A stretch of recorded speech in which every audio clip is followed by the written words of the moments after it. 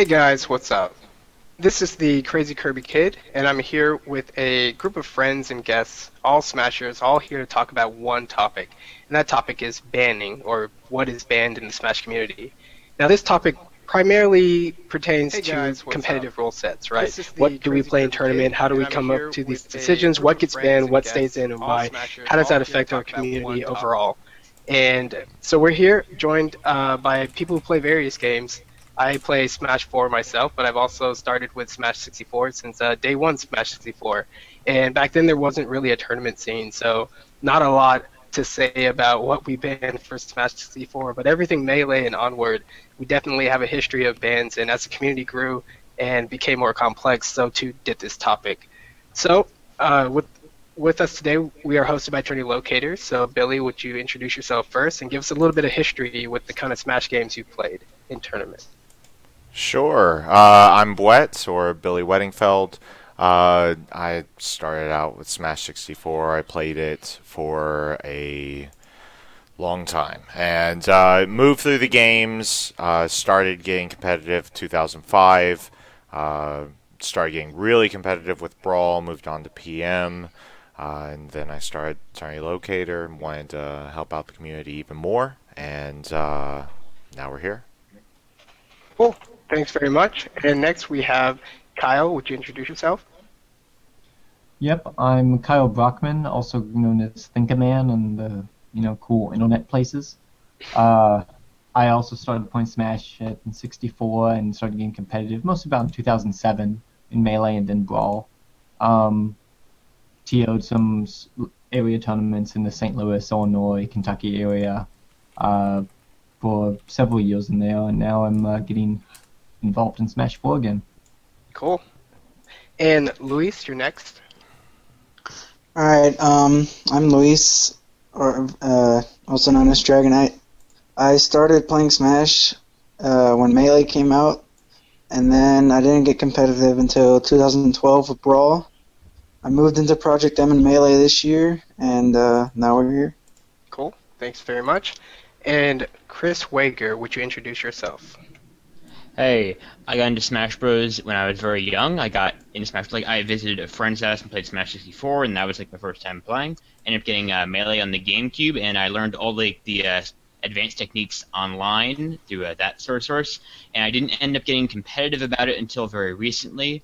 I've kind of studied up on how it all works, and I end up I write about game design type of stuff online, like reviews and other things.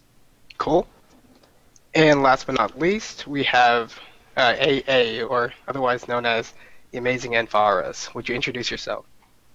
Hey, I'm Amazing Ampharos. First name's actually Chris, if people prefer that. Doesn't matter to me either way. I've been playing Smash since Smash 64 came out, but really got into the tournament scene with Brawl. Did a whole lot of the game mechanics research in that for Brawl, really hashed out how the game worked. And I'm back for Smash 4, and really looking forward to it being the game. Cool. So, even though some of us have mentioned it, I want to get a quick idea of how many of us here are TOs or have ever TO'd in the past. I know Billy with Eternity Locator, I've gone to many of his events, and I know Yep. Thinkaman, Kyle mentioned that he was a TO in the St. Louis, Kentucky area. So, is anybody else here, have they ever thrown a tournament? I've hosted one tournament before, and I'm working on a big regional in Austin Cool. sometime soon. Anybody Well, else? I kind of ATO at everything I show up to, whether I'm supposed to or not. But I have actually thrown one myself, too. Cool. I can relate to that. And Wager, any TOing experience? Sorry, no. I have some friends who TO for things, like professionally, sort of. That's But I haven't TO'd anything myself. That's all good. We're really looking to get a diversity of perspectives here, so it would be good to hear how the banning topic, what it means to you from a more of a player perspective. But me, myself, I've been a TO. I've TO'd a series of biweekly tournaments here in Texas for about a year, and that was about 25 events. I was also involved with helping run most 2 and 3 with the D crew way back in Melee, like 2003, 2004. So yeah, my tournament experience is kind of diverse, but it goes way back. Even through tournaments PBTs were for Smash. amazing. Yeah, I hosted those tournaments in the restaurant that I was a waiter for at the time, so it was really convenient for me, all in one place. But yeah, we're talking about competitive Smash Bros. Play. Well, it doesn't really matter what game you play. The fact is that Smash Brothers has always been a game where you get a lot of options on what to play and how you want to play it. So naturally, for competitive players like us, this means that we have to come to some kind of consensus, or at least be able to clearly communicate to the people we invite to our tournaments what they can expect. So over the years, that has turned into something that looks more or less like a unified rule set, something with a basic set of expectations about stages and characters and other rules, so that people know what they're getting to, even if at the event itself the rules are a little different from everywhere else. So the topic at hand is banning, and at some point, it's with Smash Brothers, like I was just saying, you have to ban things right off the bat in order to have any kind of stable rule set, right? We banned coin mode, we banned bonus mode, we banned time, and that's just natural to us. We always play stock, and that's something we've done for a long time. So while there are many choices that we make about banning in Smash Brothers that are obvious, there are a lot that aren't obvious, and many that are hotly debated. Whether it's a character like Meta Knight from Super Smash Bros. Brawl or individual stages like we've seen in Melee, and sometimes elements come into the rule set, sometimes they leave, sometimes we feel like they were wrongly banned. For example, wobbling in Melee, it's come and gone, and it's back. So there's a lot to be said about how we've come to those decisions and what we as a community think as we make them. So, in general, I want to start with this idea of how we create bans within the Smash community. Now, right off the bat, I think a lot of decisions are made on a TO level. That's why I really wanted a lot of TOs here in this discussion. There isn't really a Smash sort of hierarchy governing body. We don't report to anyone necessarily. If you're a TO and you want to throw an event, you just put out the word and hope for the best. So, in a lot of ways, the people we have here give us a lot of insight for how bands are created or what they go through mentally when they're creating their tournament rule sets. So if anybody wants to jump in about a tournament they've hosted or plan to host and discuss how they came to the rules that they decided on. So I guess I can start off with what we did with Smash 4. A lot of it was based off of, as a TO, you have two things that you sort of have to worry about. Number one, what sort of the feeling that you want to give to your tournament and what kind of rules you want to have for that. And then as well as that, looking at how the rest of the nation or the world is doing it, because you don't want to be you want to you're essentially treading a fine line between being unique and still having your players be within the same rule sets, at least close to the same rule sets as the rest of the nation. Else, it's just too far off, and then Mm-hmm. they aren't competitively viable whenever they move or whenever they go to a national. So Yeah. that's sort of the beginning, and then from there, just looking at then you go more specific into the game itself. Mm-hmm. And I think on a lot of the discussion we had here in the first roundtable hangout on 2 versus 3 stock, a lot of the conclusions that we came to really came down to uh, the TO's discretion, right? If you have a lot of time in your tournament, you can have your rules this way. If you have a very little time or very few setups or very little help, you might want to tweak your rules not to do round robin, not to do as many stock, or not to do best out of 5 in the quarterfinals or semifinals, and just different things like that. So we do expect that there is a lot of tweaking to be done, but as you said, tweaking has a certain extent in order to stay close to what everyone else is doing. Anybody else's experience very similar?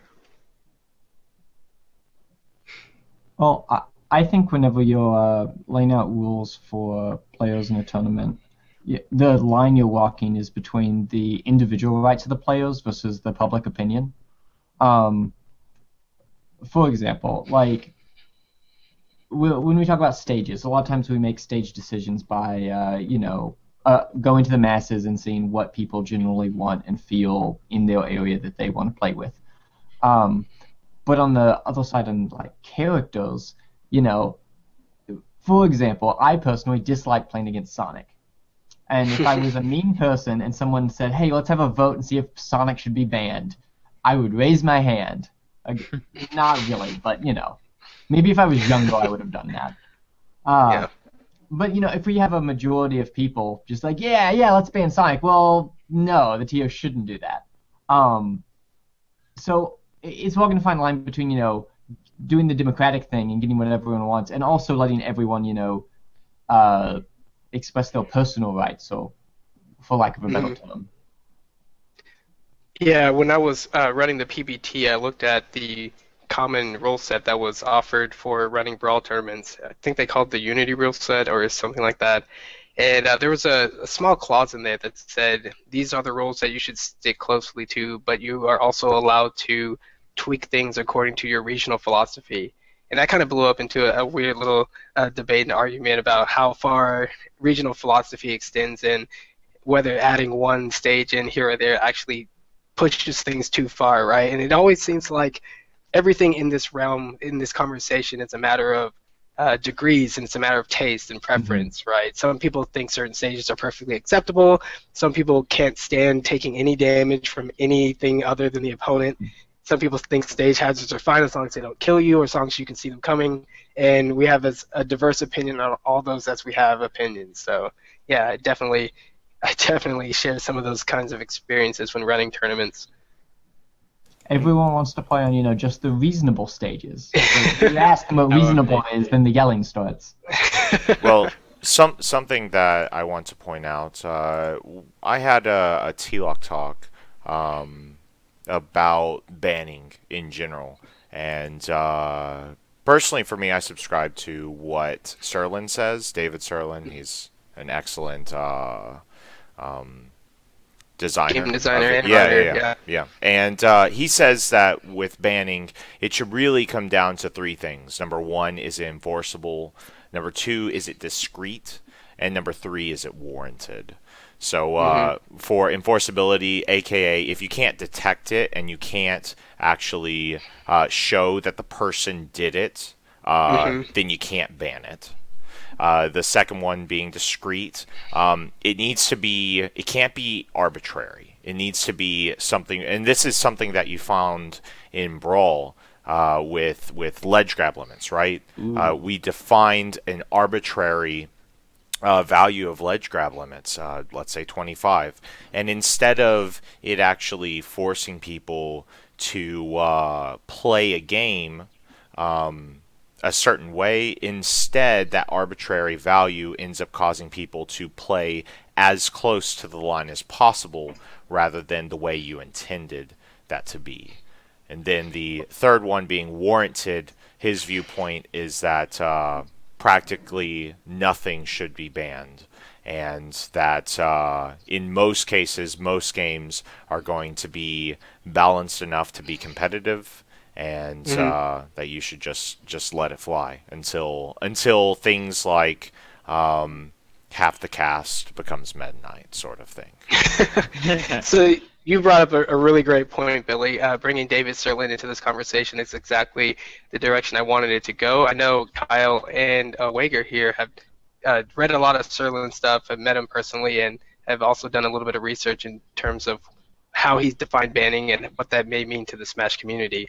So if either of them want to talk now on Serlin style banning, add to what you said, go ahead and do that at this time.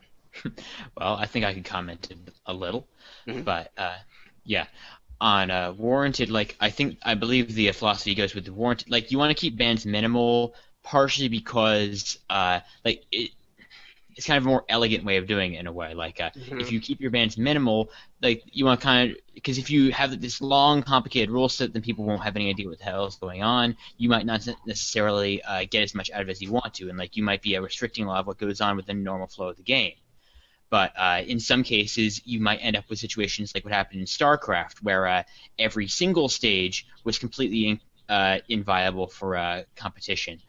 Rather interesting case there. They ended up banning every single of the original maps that came with the game, except for one called Lost Temple, which they used as the basis for all the new maps that they made using the editor, and those became the competitive standard, which Hmm. but with the discrete case, yes. When people have like a limitation, they tend to play as close to limitation as possible rather than trying to minimalize it. I was having a score conversation with some friends and for like a podcast recently about like scoring in games, and one key aspect that came up was within a game where like you're scored based on how much of a resource you use. Like if you use a lot more, you get scored worse. You tend to play in a minimalistic fashion. Where in a game where you have like a limitation on that resource, but it's a really good resource to use, you tend to play up to the limit, play as close to that as possible, which isn't Correct. necessarily what you want to go for. Like with the ledge grab limit, you don't want people planking the ledge all the time. You would prefer to have people like basically not using the ledges unless it's to recover or to kind of get back onto the stage or whatever. So I don't personally see a solution for how ledges be fixed in that manner. Yeah, And there's a huge thing there about enforceability with ledge grab limits in particular. Oh yeah, it's a really interesting point there. Yeah, I You wouldn't think want to have someone sitting there counting it, because I mean, who could honestly sit through a match and count the number of times you grab the ledge? It's a very handy feature that will happen to have ledge Counter. grabs counted at the very end of the match in the results. I If think. Oh, go ahead, Billy. if there had not been a ledge grab count, I'm pretty sure Meta Knight would have been banned. Essentially, what That ended might up have been a good thing. Yeah, exactly. I mean, personally, I think like so if you compare like how Japan handles a lot of bans compared to how we do things, a lot of what we do is based off of hard bans, whereas some of the things that they do are soft bans, where it's essentially Correct. implicit amongst their top players. Hey, we aren't going to play this character. You can if you want to, but we're going to look down on you for doing so, sort of thing. That's a really good point, Billy. I was going to bring up this idea about soft bans and how Japan typically does things differently, and compare it to how we currently in our Smash 4 rule set have something in a lot of different rules that say no stalling with an extra clause that says you know what that is, and that line in particular is troublesome, but also it's effective in some ways, and you could clearly see it causing a problem in others. Not everybody knows what stalling is, and some people think camping is stalling or running away or being defensive. Some people think that the most extreme version of stalling, which is like rising pound underneath the stage or Sonic homing attack underneath the stage, is the definition of stalling. But it's different for everybody. I was just gonna say that even within that clause, Smashers like us, I think we know what it is, and that line alone is enough for us to say, all right, we won't do it.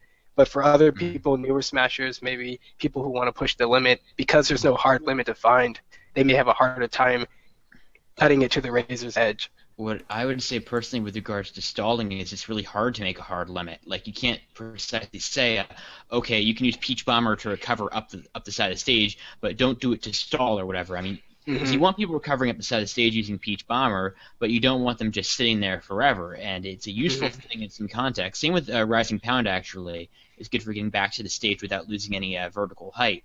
But like you can't necessarily set a hard limit without like eliminating the use of that thing entirely in many cases, which is something which you can't really monitor for. You can't pour over every single match to make sure that no one's doing that. So to some degree, you have to settle with a soft ban and that type of thing.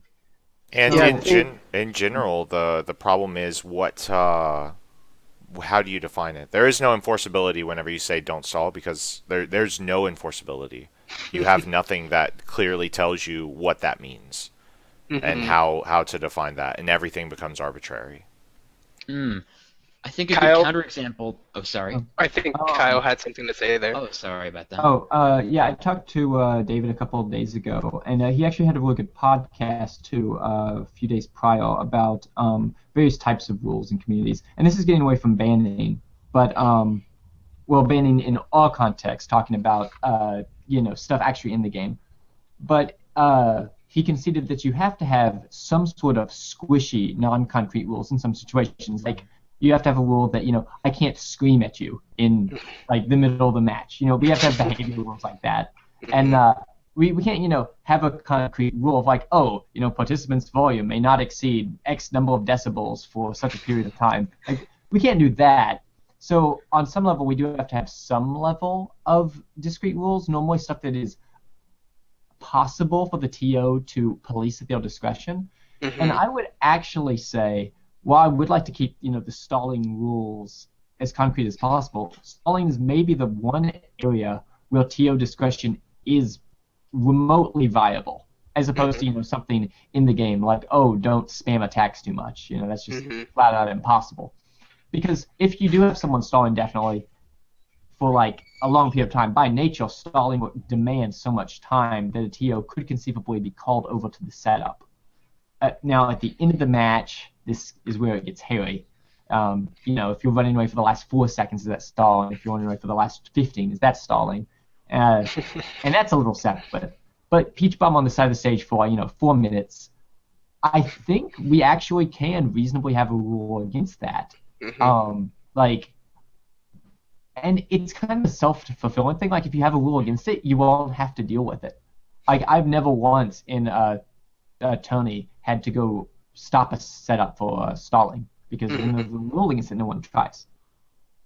Yeah, I think what Billy was saying with Mhm. soft banning, I think that's Right. another way of describing that is saying we're not just a group of people that get together and Mhm. compete for just for the sake of competing. We're also a community. We're simultaneously enjoying each other's company, each other's Mhm. rivalries, and building up the Smash community with every tournament. So if you treat this event like it's just something that's hard with hard fast rules and code cut and you'll abuse it however you want according to the rules and then leave with whatever. That's exactly not what we're doing. So having a little bit of social pressure, a little bit of fuzzy rules, soft rules, and some soft bans, I think is a perfectly acceptable and necessary thing to put in various aspects of your tournament rules. And Yes, oh, go ahead. Oh, sorry. Yeah, I believe an alternative to that Sherlin also happened to bring up was he brought up meant something about camping or about using like the best sequence of moves in the game. And with camping, like you can have a rule saying like you can't use Peach Bomber for 2 minutes, you can't use Rising Pound for 2 minutes or something. Mhm. But then what frequently happens, as Touring Locator brought up, is that you end up with people going to 1 minute and 59 seconds or something, and then leaving and then doing it over again or something Hmm. Mhm. where that's obviously an equally undesirable circumstance, or a situation where maybe a sequence of 4 moves is the best move in the game, the best sequence in the game. People end up Hmm. just doing 3 of those moves and maybe do them out of order, or they may throw another move in there or something instead of just doing all 4 moves, and it's still like the second best thing within whatever that rule set is. Hmm. Yeah, and So also, go ahead. I was just gonna ask if anybody's been camped in tournament and if they could tell us a story about what that was like. Because for me, it was at the beginning of Brawl, and I fought a Rob player who all he did was like jump back from the edge, gyro, laser, and repeat. And back in the early days, I had no idea how powerful that was or what to expect. And I was like, this is really cheap. So yeah, that was not fun. But yeah, nothing I can do about it now. Oh, Yeah, I I find. Oh, no, go ahead. Yeah, I mean, I played Brawl at tournament level for years, so by the time you're done with it, I think you've had dozens of people camp you out. I've done it myself. Go on platform against ice climbers, spend 8 Oh minutes yeah. not getting grabbed. But kind of like Kyle was saying, I don't really think we have that many problems with a lot of these fuzzy rules, mostly because a couple of the necessary ones, like the stalling ones, exist. No one's going to go in doubles, pick double Luigi, and hang out under the stage once they get a 10% lead oh man, Yeah. because they just know it's going to get called. Yeah. I think Like I think I. Oh, sorry. The hardest thing with Serlin style binning for Smash, like we have enforceable and discreet pretty well covered, but I've yet to meet 2 people in this community who agree on what warranted means. Hmm. Yeah, it's Hmm. the hard part. Well, yeah, and I so that's something really interesting too in just in general with the concept of banning because what warranted can mean a couple of things. Warranted can mean that if you don't put in this rule, then the game devolves tremendously, right? mm, So, like for instance, um, uh, uh, what's oh, freaking Hyrule um, Temple. Street Fighter 2 Turbo. Akuma. Akuma, Yeah. thank you. Also God, got I kept wanting to say Akuma. Kame. Kame got killed. I don't know. Akuma in Best Super Street character in the Fighter 2. game. If you don't remove him, it's all Akuma, right? Mhm. Whereas, for instance, if you could look at it another way, and you could say, well, if we do put in this rule, then the metagame flourishes, and we just have a better game, regardless of whether or not it should be. It's warranted on the sake of it devolves the game. Possibly putting in that Mhm. rule can make the game flourish so much more and Mm. just allow you to just have a much deeper game. So it's about promoting variety.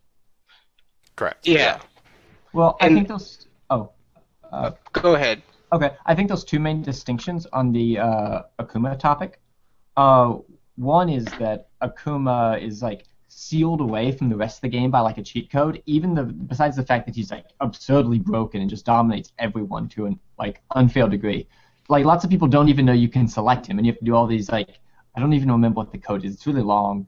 Uh, You have to hold punch on some character. You have to move it around different character Yeah, icons yeah. for 3 seconds Yeah, each. you select the characters in a specific order, and then you unlock Akuma for that round. So lots of players, especially new players, don't even know you can do it or don't know how. So that's like blatantly unfair to most of the community, because it's like just a complete secret. The other big issue with Akuma is just like it's so warpingly powerful that it's like not even subjective, like, oh, it changes the game, we might prefer the game better without him, or no, it's just like completely clear to everyone that this is like completely terrible with Akuma. Hmm. There's just like no debate, no controversy, it's not even a question. Oh, and I was going to give an example, just like in Melee, you can select Master Hand. Like, you can do the Yes. bug at the character select screen to select Master Hand, kind of like Akuma, except it's unintentional. And it's banned for Melee tournaments because it's broken. You can still beat Master Hand if time him out, but if the other person doesn't know what to do, you only have to get one kill. You can't kill Master Hand, he always wins, as long as you Yeah. don't take a stock. And then the game crashes on the results screen. Yeah. Like, so this clearly has to be banned. This is dumb. No one in their right mind would want this legal. And that's kind of where Akuma's sitting at. Yeah, I think even with the super obvious examples we can point to, at the end of the day, any question about ban, any discussion we have on it, also carries this idea of what values do we have, and that's always an arbitrary sort of subjective thing. And even if you agree with 98% of the people in your community, it's still important to recognize that these are your values, your thoughts, and just because you have the majority doesn't mean that the opposite opinions and opposite thoughts are completely trash, right? Like everyone's sort of valuable to have their opinion. So that kind of transitions us into an interesting discussion of banning things in Smash, characters versus stages versus items versus modes, and it seems that we all have an asymmetrical attitude with regards to banning these particular groups. So if anybody has anything to say on that topic, right? Does anybody actually miss having items in Melee? Because I was one of the guys back in the day that was fighting from right here in Texas, and I really felt like the conversation about items was happening between the coasts, and they weren't involving Texas and a lot of the middle states. And then it was over before it even the conversation legitimately happened. So I'm always a little salty about Melee, because in a lot of ways, I felt that Kirby, being one of the worst characters in the game, benefited the most from the items, right? Actually, Because if an item can't make Fox better, but an item can definitely make Kirby significantly better. Well, I don't know, because the fact that Melee have so much stage control, I think I always thought that the items in Melee specifically benefited the top tiers more since they could get them much easier. In Brawl, it's a little bit more up for grabs. I thought items in Brawl might have a better shot, but that didn't go anywhere. In Smash 4, I mean, personally, I'm still fine without items in Smash 4. When I talked to Serlin, he was pretty optimistic that if people could ever agree on a certain set of items, like a standard item set for Smash 4, it could probably work.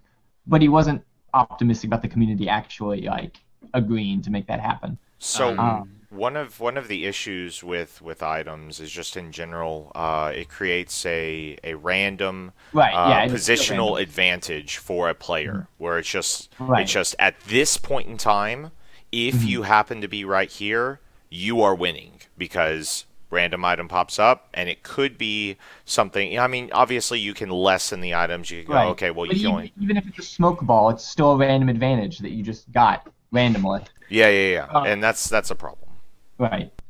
I always Um, felt that items had pros and cons, where holding an item you lose the ability to grab, which is something I always wish Foxes lost when fighting against Kirby. So, like, I would gladly accept for Fox to get distracted or even pick up an item when fighting him in Melee. But I always felt like the pros and cons conversation about items never really was weighed out properly. Where it's not an instant win, and it's definitely you lose something when you use them. But that, yeah, it's a little different. I think that for most items, you gain a lot more than you lose, especially for Yeah. items like food items, where you just flat out gain like 100% health, 10% health, whatever amount it is Oh for yeah, that base item. with most too, all the way back in the day in Texas, we actually had items in the tournament, but by far, universally agreed, we banned every single type of healing item because we definitely felt that exactly like what you're saying. That's the hardest thing. There's no counter to grabbing a max tomato, right? A maximum tomato. You get it, you get your health back. You prevent your opponent from getting it, even if you have zero, and it's all good for you for that from that point. A I friend of mine can't. once. Oh, sorry. Oh, Uh, I can't claim to speak for the standard item project people, but I know there are some competitive players that use like incorporate items into play. I think Jack Kaiser was the head of this in the Brawl days. But they always banned all healing items and any items that interacted on hit, so that if something spawns on top of you, there's no like explosion or whatever. Yeah. yeah. Um, There was also that case with I know that Mewtwo King and Hax once played a like a grand final at some like tiny little tournament. I think it like some game store or whatever. They ended up turning on Pokeballs, Hmm. and it was believed that Mewtwo, because Mewtwo King ended up playing as Mewtwo, that some characters such as Mewtwo end up having better throws or something. Like they have better Hmm. throw animations, which gives them an advantage with items on. So it Yeah, might potentially balance out the cast a bit better in some situations. yeah, Kirby's item play and item throw in small size definitely gave him an advantage when using items, but nobody seemed to care. So I'm just that's not a funny. fan. You're not a fan of Kirby? Get out. Ganon had a Yeah. lot of broken item Oh yeah, gimmicks item in neutral Brawl. drop. Yeah, item neutral drop out of choke. So dumb.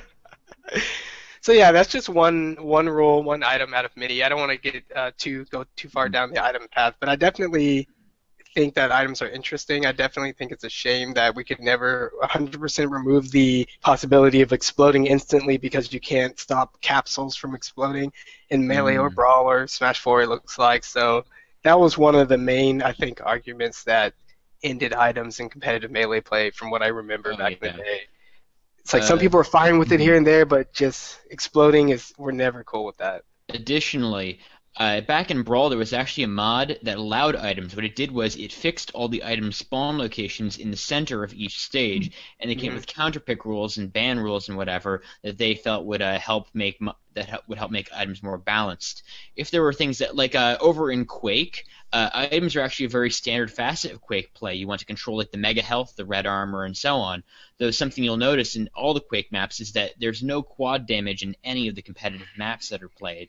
To some degree, I think that items represent kind of a disruptive influence in the game because of how powerful they can tend to be. They're kind of Hmm. polarized into something which, in many cases, there's no disadvantage to having. Though you did bring up some good disadvantages with the grab thing.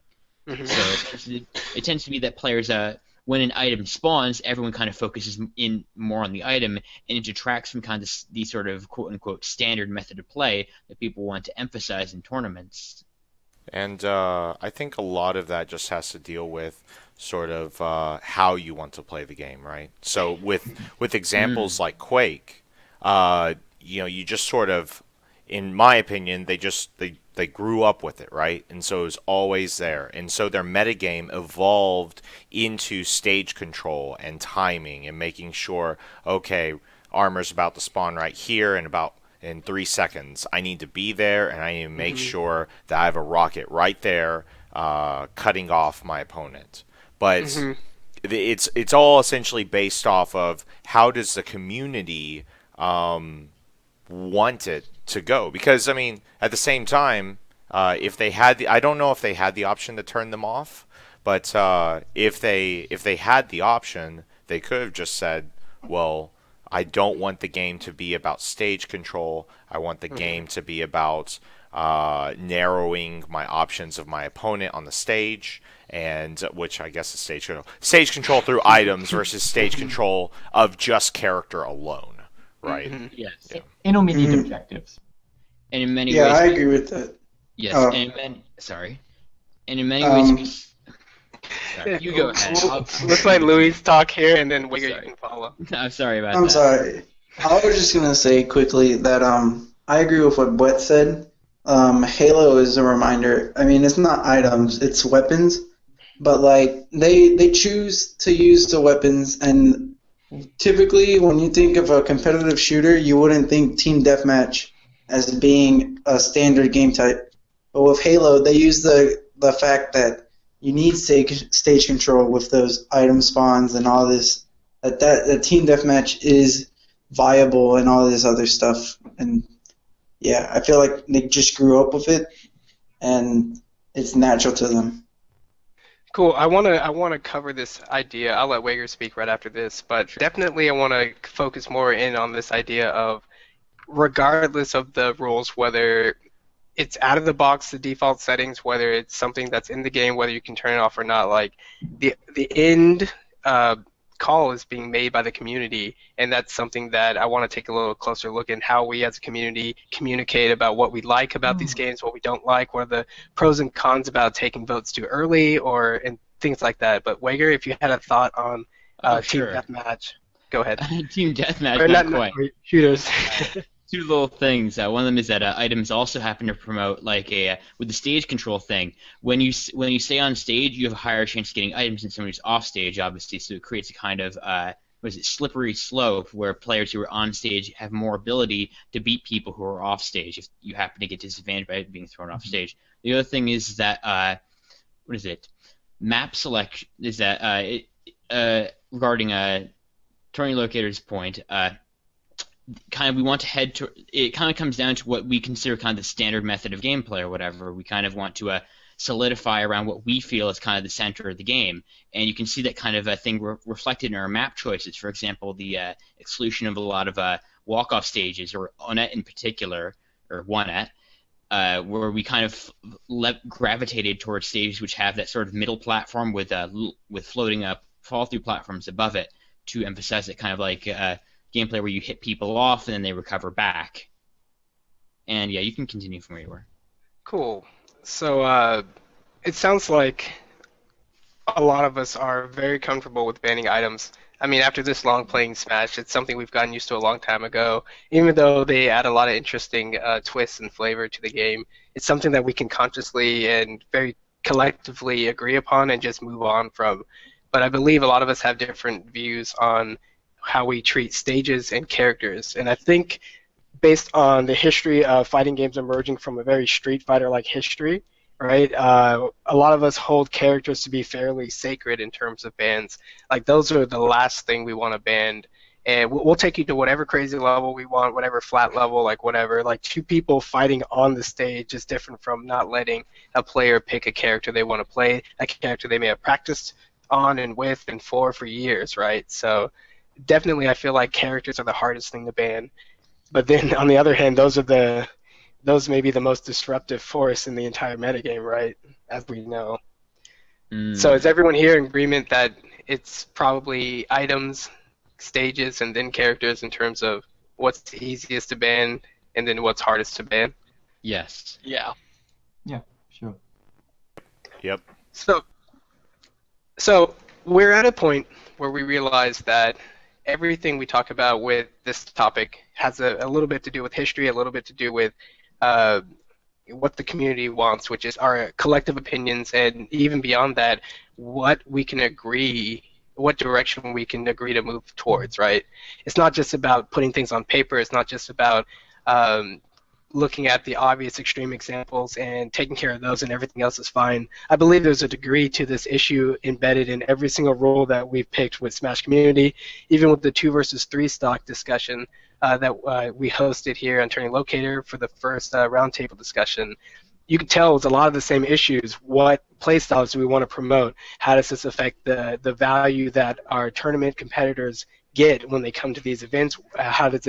What do they think when they leave? Does this make TOing easier? And I think it's the same thing with these kinds of roles when banning stages and characters.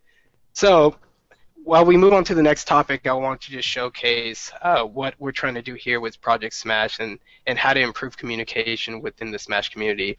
As you can see on my screen, this is just a web page it's an example of how information can be organized so that people are better informed about what's happening within the community and they can have better conversations about these topics. In this case, because this roundtable is about ban, this is a website or web page showing you what it could be like organizing a lot of different information, whether it's a video, a Wikipedia link, Facebook comments, people making their own personal videos and talking about the topic or having conversations on Smash boards, right? There's a way to organize this information so that the most thoughtful, the most intelligent, the best data rises to the top. And one thing that Project Smash would love to do is organize it so more people can see the best stuff and better conversations can happen because of that. But another interesting thing built into this webpage here is, as you can see, you can watch this Attorney Locator hosted roundtable live on the page, but there's also this survey, and I think everyone watching this video should go to smash.menu, that's www.smash.menu, and take a look at this survey because it's built into the topic page, all the information's right here, and then you get a real easy and clear way to communicate what you think about banning. And some of the questions are, how do you feel about it? Should nothing ever be banned? Should no characters ever be banned? No strategy should ever be banned? And it just gives you some options here. Then it gives you some text boxes where you can type in what you feel about something that should have been banned that wasn't, or something that was banned that shouldn't have been. And one last question about the rule creation process. So one of the next things we're going to move towards in this conversation is, do you know who are the most influential voices when developing the most widely accepted tournament rule sets for the various games? Would you like more transparency on these conversations and these rule-making bodies? Would you like tournaments to go by, or would you like people to use tournament data to greatly inform what to ban and what not to ban? Or do you feel that there are players out there that have a more weighted opinion when weighing in on this issue? And the last kind of subtopic is, would you appreciate or like an effort to revisit bans that are made within the community so that if something gets banned, would you like to revisit the topic? Like, was it really broken? Did we really need to ban it at some scheduled point in the future? But these are just ideas that are built into the survey. I'd love to get your feedback for anyone who's watching and just keep the conversation going in a way that helps us better understand each other's thoughts and feelings and move together as a stronger, better informed community. But Billy, did you have something to say in response? So in general, and you can see this remarkably and consistently in the Smash community, rule sets are almost completely defined by those who create majors. More specifically, you saw very immediately that everyone went ahead with whatever the Apex rule set was for Smash 4. Yeah, that was a huge influencing factor in the last sort of few months of tournaments. With Brawl, it came out in March, so that was after. Was there even Apex? There wasn't Apex back when Brawl was going on. No, so there wasn't even an issue. Like, we didn't have a major tournament to sort of look forward to for that year. So it wasn't really. It gave everyone a lot of breathing room to just play the game and talk amongst themselves. But because now Smash is bigger than ever, and we have Apex right in January, Smash comes out in the fall, and you have to have a rule set for the tournament. And if it's the biggest tournament, people want to practice for it, they want to prepare for it, and then other tournaments want to feed into that for various reasons. So definitely, as Billy said, Apex was a huge factor in influencing other tournaments to use the same rule set. But that's it's good and bad. There's pros and cons. So I want to know what anybody else here thinks about that, or what effect Apex has had on their TOing, their tournament experience in the past. Well, Yeah, I've seen. Oh, I'm sorry. Yeah, go go ahead, ahead. Go AA. ahead. Go ahead. Yeah, like I've seen a huge cultural shift on that sort of thing a lot, in the sense that I'm not entirely familiar with how Apex makes their rules. Like, I know Lux, he's kind of involved, but he says he can't tell us anything. And it always feels a lot like, we're out in the Midwest. We kind of want to do our own thing. We have a lot of ideas, but we're never sure where to go and talk to people and try to hatch out, what are the best ideas for the rules for this game. And I just go on Smash boards and post a lot, but I a lot of time feel like the dialogue's a little more stifled than it should be. Like, you don't just have people going in and having that rigorous debate. Mm-hmm. Mhm. Yeah, go ahead, think of man. Oh, yeah. I mean, certainly from where I'm sitting, it does feel like the Apex rules are, handed down to us on stone tablets from, some mystery location. Uh, and we're just like, oh, I guess these are the rules we're using now. That's kind of concerning. That's not in any way a slight against, the Apex TOs or anyone involved in that, but it does feel like it's strictly a one-way conversation. Mm-hmm. And also, like for Smash 4, I think technically, are there any Apex rules even public yet? I mean, the website doesn't list anything, and I wasn't aware that there had been an announcement. But I'm also aware that there are some people who kind of know what the rules are, and this information is distributing through back channels and Facebook, and I don't know. It seems a lot less I don't know, structured. Transparent. Yeah. Well, Transparent that's stuff. certainly a big part of it. Because in the Brawl days, the back room was leading the charge, and we had this, at least a central point for all the tiers to discuss rule sets, and everything was very, very publicly debated. I think with organizing the discussion, I think what we're seeing with our community now, it's a lot different than when Brawl was released. I think Smash Bros was really big when Brawl was released. We had a couple other websites coming up trying to establish their own side community, connected community, things like All Is Brawl, Facebook just getting stronger and stronger. But Smashers weren't using Facebook back then like they're using it today.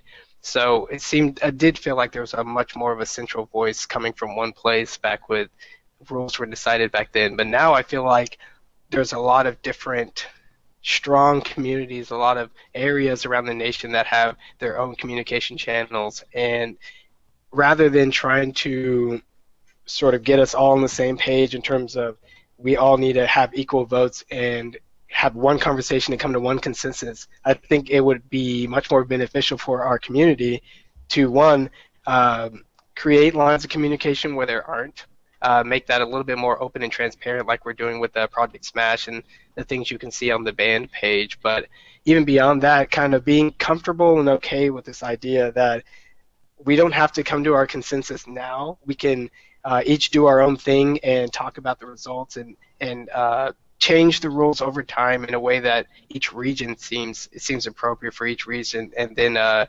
see where we go from there. Sometimes I think people have a single view for the whole one Smash, one family idea as sort of one voice, but the size that we are and the complexity that we are, I think it's much more accurate to say we're many voices, and so far we're not very organized. There's not a lot of crosstalk, but I definitely need to uphold this idea that not everyone's going to agree, but we can at least have a better conversation getting to that point.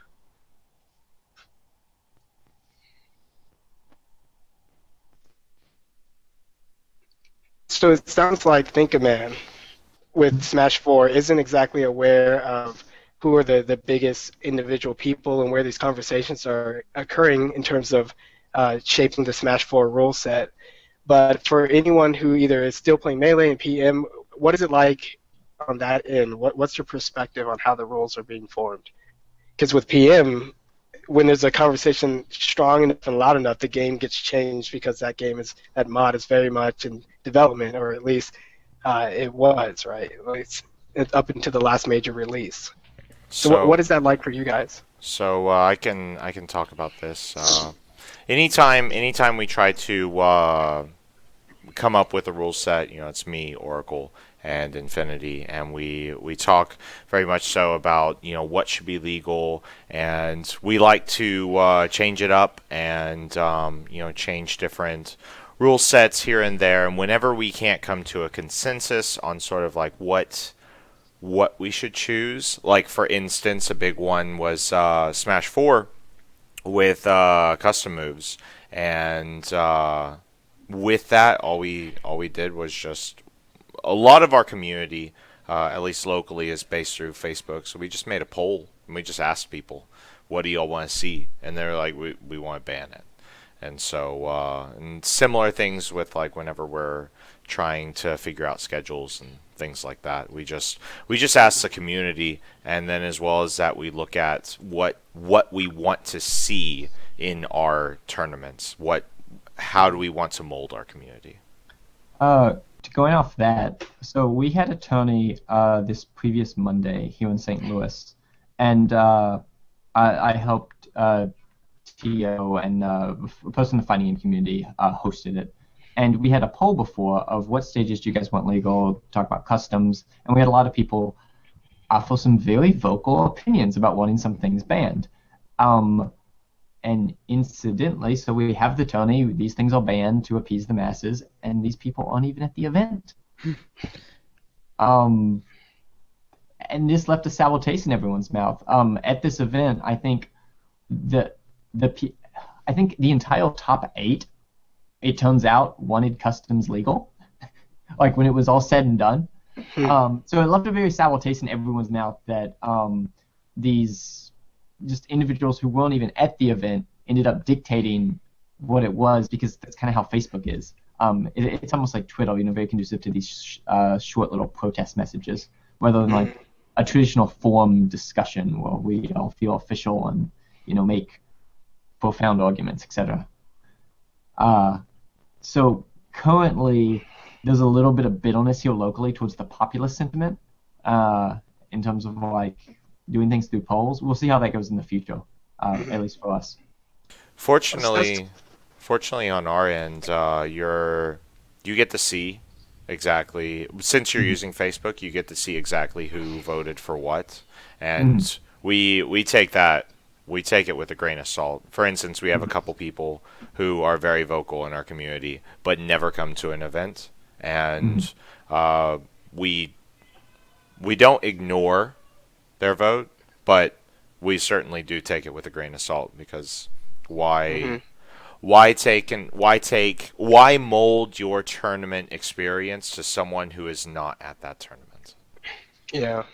At the end of the day, I think Smash Fests and tournaments are where the heart of the community is, right? It's where we actually get together and play the game. It's what takes the most effort to get out of your house and meet people in real life. So I think, making that as a robust of experience as possible and taking the feedback from the people who actually show up is very important. Yeah, but we talked a bit about the uncertainty of the rules, how everyone's doing their own thing. Something I have kind of noticed with that, though, is that a lot of people are real apprehensive about learning game elements if they're not sure if they're going to be legal. Like, I've noticed a lot of players just shy away from characters like Palutena because she's only viable if customs are legal. And since they don't know if they're going to be legal, they just don't learn her. Well, Me characters especially, I've seen that effect. No one even wants to touch the keys just because they don't know what the rules are. Yeah, and it seems like, especially after we just had the conversation of everyone here said characters are pretty sacred, pretty hard to ban. With Smash 4, it seems like we've banned legitimate characters out of the game without even giving a second thought about it. Like you're saying, me characters, in a lot of ways Palatino, which all the stuff is unlocked, so it's really not an issue of grinding or debating whether or not people have access to Palatina's custom moves. A lot of people just shut that down without even thinking. And it really seems that there are a lot of knee-jerk reactions to things. I mean, even in the Smash .menu page, there's some conversations in there about banning, I think, Diddy. And people, for a small spell of time, Diddy was doing pretty well in tournaments. And then there was all this conversation on Twitter about banning him. And I can't believe how sort of quick they are to either say those things, or maybe it's just because Twitter is just a really easy way to get your thoughts out there, and it's just different than it was 8 years ago, 6 years ago.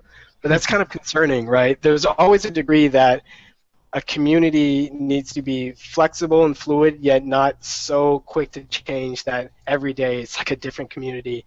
And I think there's a lot of things, especially with fighting games, where you won't know how good it is, and you won't know how much of an effect it's going to have in any short period of time. You have to play it for days, weeks, months, maybe even years to figure out the full effect of some of these things that are in these band conversations, and that's always worrisome to me. I So, think. Go ahead, Billy. yeah, so with regards to that, I actually, uh, this was, I missed I blanked out. Please say what you were saying again. Give me a rehash. Oh, there's. It seems like there's a lot of knee-jerk reactions to banning, and sometimes Oh, it takes a I got very it. long Yeah, time. yeah, yeah. Okay, Okay. okay, okay. I remember now. Okay, so there are essentially two kinds of communities. There's a kind of community whenever a developer, a company comes out with a game, they go, "Here's the game. See you later," Hmm. right? And then Yeah. that's with a lot of the old games, and uh, with some newer games, but they're phasing out. They like Street Fighter 2 or sorry, Smash 64, Melee Brawl, things like that. You just go, this is the game and this is what you have. And so Hmm. vocalization about banning is minimal, and it's a lot of discussion, and it doesn't come about, right? But Hmm. whenever you end up getting into communities where patches come into effect, the banning discussion, the rules discussion becomes much more vocal, and it becomes much more over the top because changes happen so often. And that's Hmm. actually something that David Serlin ends up pointing out in that banning article is just with these two kinds of communities you end up with these two kinds of games you end up getting two different kinds of communities that are vocal in different ways, and as people get used to PM being patched and Smash 4 Hmm. being patched, the vocalization is much louder than what we're used to with the other incarnations. Yeah, it's a Uh, very good point. a similar thing that happened with Brawl Plus is that for a period of time they actually had nightly builds of Brawl Plus. Like every night they'd release a new build of Brawl Plus with various balance patch changes or whatever.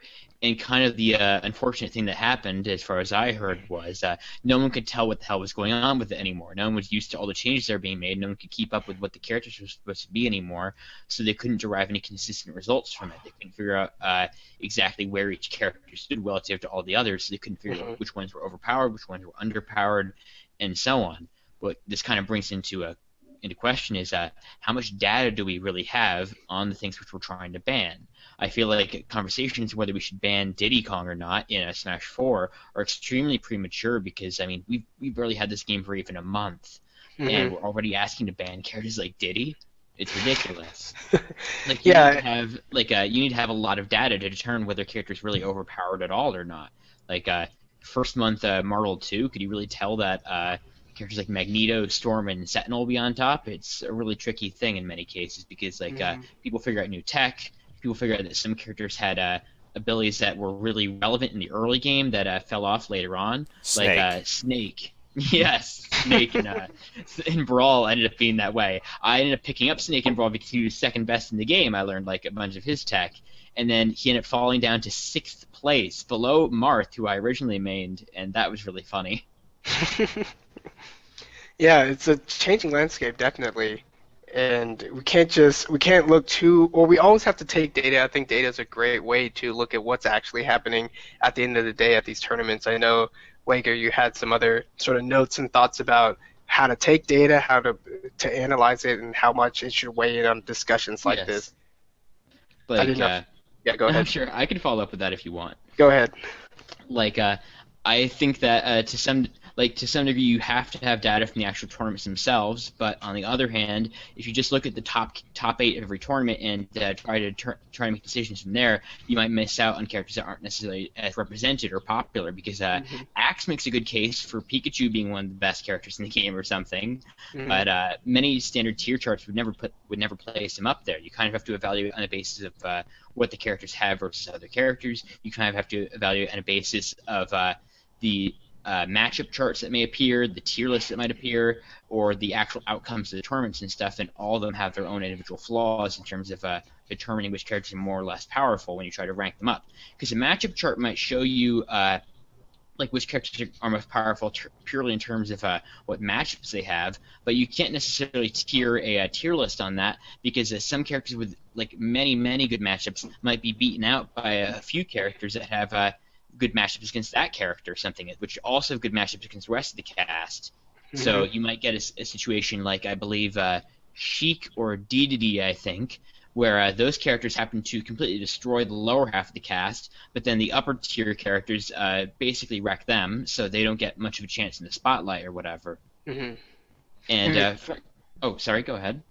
oh, I know Twin Locator has something to say, or not to Sure. Billy. Yeah, you can Uh, follow up on that. Yeah. So with that discussion we're talking about, if you look at Diddy, right, and I think a lot of people are looking at this the wrong way. They say, oh, Diddy's winning every tournament, ban Diddy, right? Well, Hmm. that's not how you should be looking at it. Just because a character is the best does not mean that Hmm. it should be banned. Yes. Banning you once again. Just look at the three reasons warranted. What is warranted about banning Diddy? Does Diddy force the game to revolve around him? Right? If we look at the top eight, that's not happening.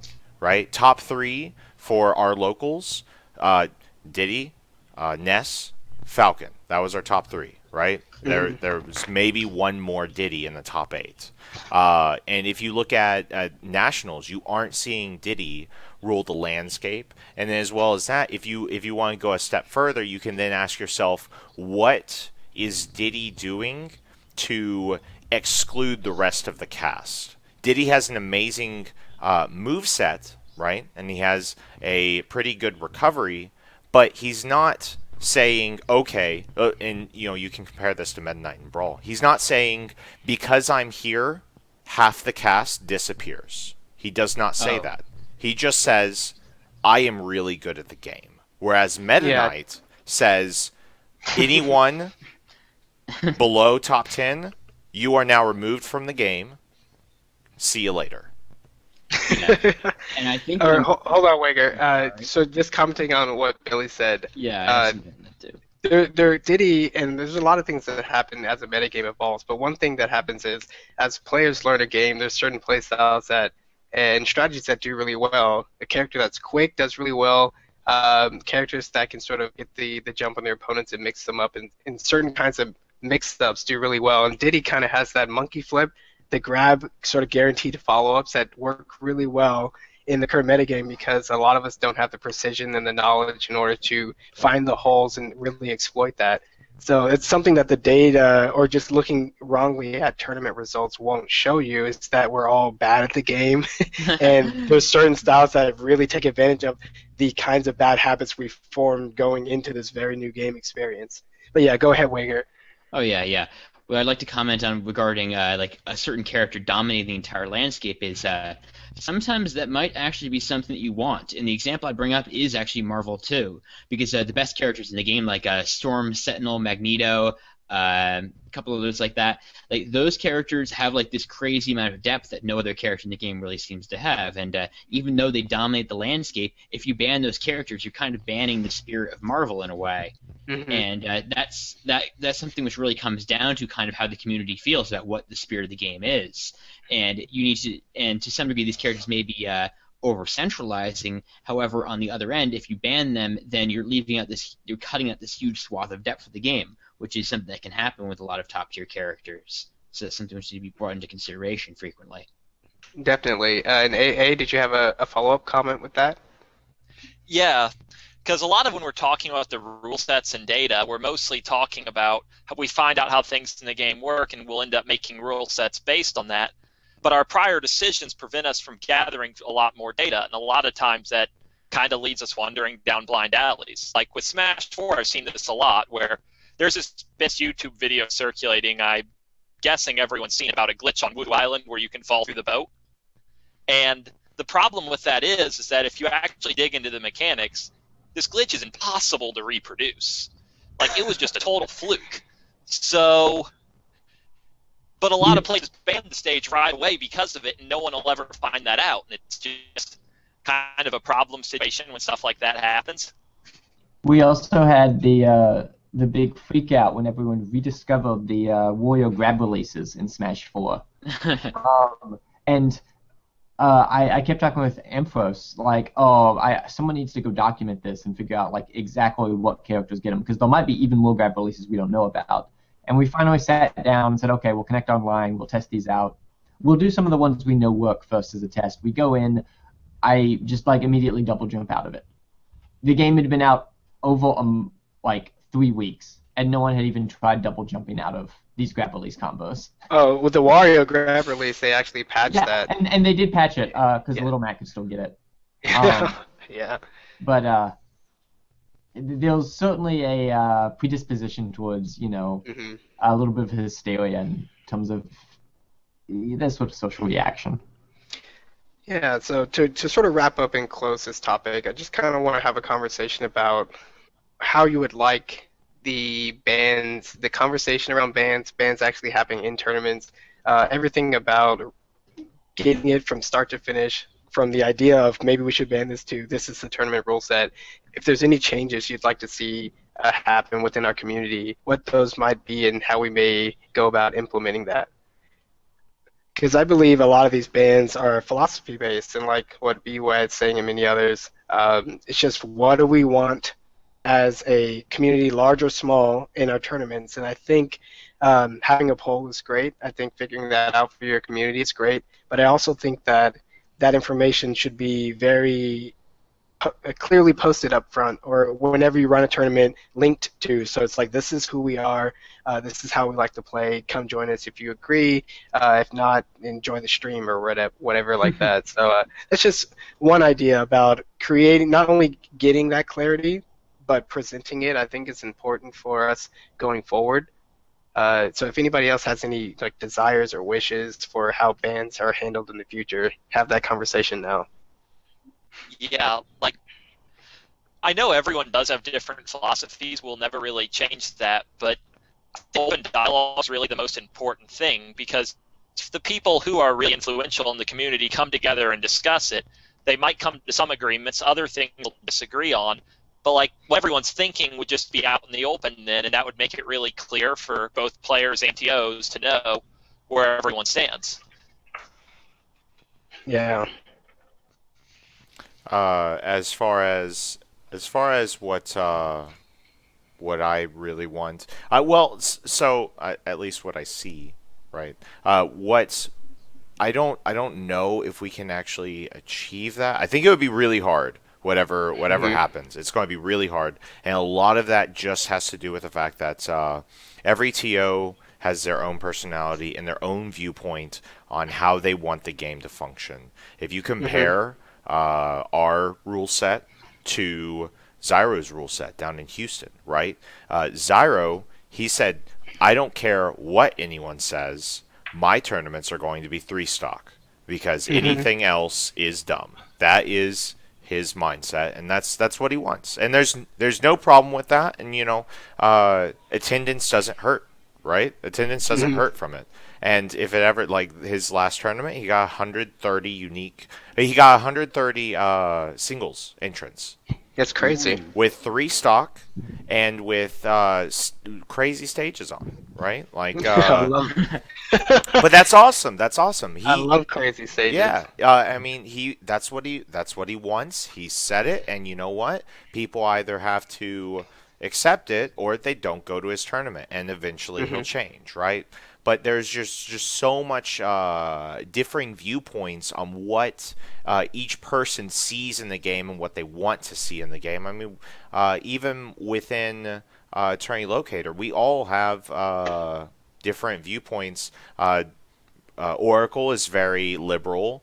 Infinity is very conservative, and I just want variety. Like that's I could Hmm. we could have conservative one week, we should have liberal the next week, and just go with it. Hmm. Hmm. I think that at this stage in the game, for Smash 4 in particular, we should probably be focusing our things in a more liberal manner so we can collect as much data as possible. I agree Like, I completely. mean, Mhm. we don't know, for example, with custom moves, we don't know how those affect the game or not. Like, I mean, Sakurai didn't include them in, like, with anyone mode because he didn't want them imbalancing that because they weren't really designed to be balanced. But maybe the game happens to play more interesting that way. Maybe Yeah. some moves tend, Uh, maybe could, only the original things are the best things, for, as just so happens. could Maybe I some, throw oh, something in? oh, sure, right Uh, after. I just yeah. wanted to finish up. Just Oh, like, I yeah. think that we Sorry. should, Oh, I can just I think we should run a ton of tournaments and see what happens. Okay, move along. go ahead, think a man. Oh, I was just gonna inject before we finished. There's a popular misquote going around on the Sakurai quote of Hmm. "Oh, custom moves like weren't made to be balanced." Um, in a lot of his articles, including that one, he always talks about the balance between new players and experienced players. Uh, Ooh. and That's the big thing. And I Um, think one of the things that also like what you're saying is if custom moves are a little different from equipment, and though they're put in the oh, same, they're put in the yeah. same sort of editing module. There's no way to separate that online. So instead of having a Mhm. Sonic that's like 3 times the speed and heals when he runs away, for in that sense of balance, that would be very different for players. So like I Oh thought yeah. Sonic was this slow, so therefore you put it all Yeah. together, you're like yeah, that would be too Mhm. much. Yeah, custom moves are a little intimidating for new players. I see that as the main downside of them. Otherwise, with the people here in St. Louis who have been playing the most, we've been playing almost strictly with customs. And I mean, at this point, it seems like to me blatantly obvious that it's a better metagame. Hmm. Like, I don't think it's an irony that like Diddy has the worst customs in the game. uh, And like we haven't found a single thing that's like broken or too good. Obviously, there are lots of good options, but nothing is like Shut Up Loop and Brawl or something like that. Oh yeah. Yeah, I think one thing moving forward with our community that I also want to see is we can have conversations like this, but I would like to see more of an organized effort to, gather interest after the conversation happens and say, hey, this tournament is going to be have this side event, and this side event is specifically here to test X, Y, Z. And I think even offering it as a stress test to the community would be great. You get your top players to do exhibition matches, stress testing one thing or another. You get players who really want to see that feature still keep in or whatever, practice at home, and then try to beat XYZ player and just document all those matches on footage, stream it or whatever, and the whole community can take part in this sort of collective, like, what is this option? What are the pros and cons? And then after that, you can make some kind of a evaluative conclusion on it. Mm. I think there's a lot of variety there, but if you don't explore it in an organized way, just leaving it up to the community at large and saying, do it. Like, there's plenty of stuff out there. As we saw in this conversation, people tend to, I think, somewhat out of fear, somewhat because they don't want to waste their time, don't explore the fringes of what options are available to us. They're not rediscovering the stages. They're not or digging deep into custom moves necessarily. It's really a lot more conservative than it should be at this explosive entry point into the new game's metagame, new game's life, right? So maybe more organized ways to explore it and to promote the fact that we're exploring it and we're not taking these side events or uh, these side organized efforts so seriously. Maybe that would help free people up when they would otherwise be too afraid. I agree Uh, completely. And then just something else to point out, like we were having a very big discussion on, for instance, Lilat being legal in Smash 4. Um, uh, for our last weekly, and because I was just really bored with our stage list. We had gone ultra conservative for the first few weeks of Wii U, and it was like, no, we aren't. We're going to swap. We're going to go the other side, and we're just going to frickin' do it and see what happens.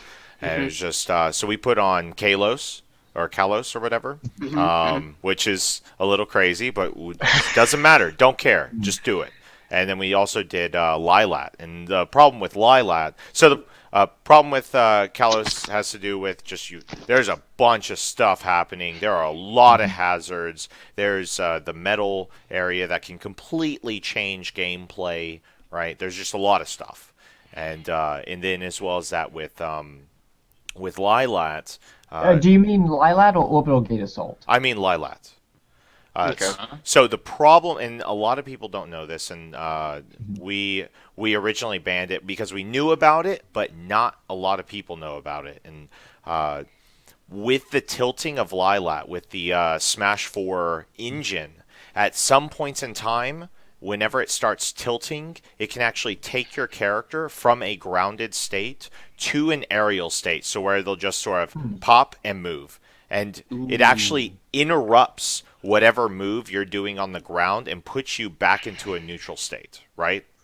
And it happens, you have no idea when it's going to happen. It could just happen at any super point. random. Yeah, it's super random. And so we're like, we're just going to do it, and we're going to see what happens. And so actually, this past Friday, it was winter semis. It was me versus Dinty. And he was playing Bowser, and he had the win. He got the read. He did a side B to grab. I was at like 140. I was super dead. There's nothing. It was over. And during the animation of the side B, Lilat tilted, and it canceled him out of the side B. I got the grab, read him, and killed him. So, with 3 KO punches, right? That's bad as tripping. So so there's that. So I think a lot of it just comes down to essentially gathering data, like what you said. So we were just like, we know this is a thing. Not many people know this is a thing, and you just gotta go through the pain of some people being really upset because of it. Yeah, I think you have to go through some upset people in order to really get good data. You have to fight through the things you don't like, or at least fight against the characters you don't like, fight against the strategies you don't like, before you really have a really good idea of whether or not you should have the ban discussion. Luis, did you have anything to say, or just Yeah. On the point of like an organized system on how to test and gather data, I think a good example of that is the Pokemon community.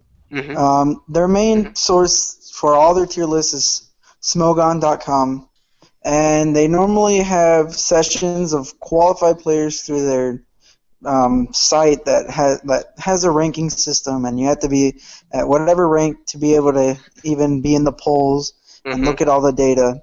But they do it every 4 to 6 months. And how they do it works really well with how the metagame evolves. Like, you could ban a certain Pokemon, and then in the next metagame, there's a certain top tier, but by the end, there's a counter to it, but then it's really mixed. But how they get the data is really diverse, because there's a lot of people that are very dedicated to finding counters to top tier Pokemon, sort of say, with lower tier Pokemon, and I feel like that needs to happen with Smash 4 when it comes to custom moves. I feel like eventually, once a viable way to get all custom moves on any setup is found, that custom moves at least need to be legal in some sort of way in some region to get data. Yeah, AA, I'm pretty sure you have something to say about the viability of getting custom moves in a tournament format. Oh, definitely, because I talked to a lot of TOs real early on, because there was that Smashboards poll that said 80% of the community wanted customs legal, so it seemed obvious to me it was going to happen, but then people were talking about logistics stopping it. The thing is that while it's not possible right now to unlock directly on Wii U's, you can just get one 3DS and transfer stuff to every Wii U. Well, you can't unlock them that way. You can have everyone would want to use loaded up already. And even if they want a 3DS transfer, it takes 40 seconds for the 1% of players who want to. So you can just kind of do that and use them. Yeah, you wrote that article on Smashboards. It was great. It had a video that was great. You had a lot of great data in it, like taking 14 seconds to transfer a custom move from your 3DS to the Wii U when you enter the setup, and you had everything down to seconds and what that may mean to a tournament organizer who is looking to put customs in their event. And I think data like that and research and efforts like what you did is very important to share. It's definitely why I featured it on the Smash menu sort of roundtable band page. Everyone can see it there and click on it. It's the dark one that has the Smashboards style background. But yeah, definitely. Kyle, you had a quick comment? Oh, I was just gonna say, since that happened, even just a few days ago, at events in our community, I've already put it on mine and 4 other Wii's. Just like gone up. It's pretty quick. It's not like instant, but like I just go up and like while I watch them play like 2 matches on another system, I just transfer it, and then it's good to go. Actually, what would take the longest with custom sets is people going and like making their own sets, and this skips that too. So even if you had all the customs unlocked on the Wii U, you're still saving more time by just transferring sets from a 3DS anyway. Oh, yeah. Rather than like having people go and make them like they would controls. Yeah. Wager, did you have something to say? Yes, I think that regarding data gathering for like with regards to Smogon, I think they have an advantage over us in terms of like they have a more rapid tournament cycle because they're playing it online. They have more ready access to people. They're recording nearly every match that's going on. They have like a standardized ELO ranking system, very similar to like Street Fighter 4's online ranking system with battle points and so on. And because it's a turn-based game, you can take those results as reliable because there won't be any type of net play distortion like there is with a real-time game with the existing net play lab that we have for, I believe it's all 4 Smash games that are out right now, actually. 3DS, Wii U, Project M, and Melee for net play. Like with those, we have to. It takes a lot more time to actually play those games. The results are less reliable with net play, and you can't correlate results nearly as well as with something like with Pokemon and Spogan. Kind of unfortunate. And this also is kind of similar to Street Fighter Cross Tekken with the gems. Like they had issues with pre-order gems, needing gems to every setup and so on, and the setup time for people choosing the things. So this 3DS solution does sound very good.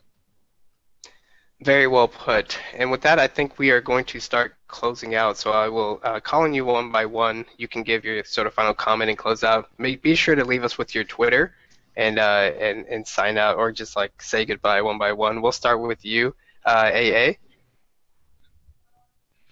Well, yeah, it's been fun talking about all this band stuff. I'm all over Smashboards and hyper involved in all of these discussions, so anyone who goes there will probably hear me make a very long post on the topic. Very long post. Yeah, do you have a Twitter? Not one that I use, to be honest. No problem. Wager, you're next. What I'd say is that I don't think, regarding character bans, I don't think we're going to get anywhere with those until we can at least create a matchup table for those. Because like Project M 3.02, that was around for about a year, but less than a year, and for the entire duration of it, we didn't manage to get together a matchup table. And until we can get something like that can sort of at least reasonably accurately assess how good all the characters are against all the others, we can't really tell how good the character's supposed to be. And we can't really determine whether the game's imbalanced or not. Where if you have a mashup table, what you can do is one technique is measure the standard deviation of all the characters and such. I have a friend who does that. It's really cool. And again, ask about my Twitter. Yes, I'm at Agrimvale, AGRIMVALE. I'll like post in the chat, and you can find me there and talk about game design or whatever. Cool. And next, you're Kyle. Yeah, I don't really have much else to say besides I'm optimistic about customs in the future now that we have a good procedure for TOs to rapidly put them permanently on systems. My Twitter is at SmashThinkaman. Cool. So, you got a Twitter since last time. Yeah. We made you get a Twitter. Pushing to do something I should have already had. Cool. And Billy or Louise, you're next.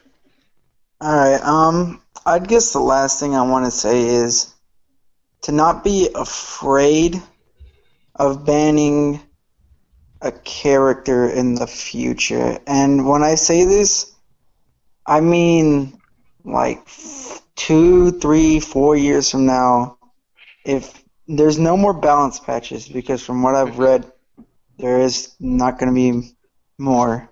I Well, hope that's not the case. we think that's a mistranslation. We're not Yeah, sure. probably.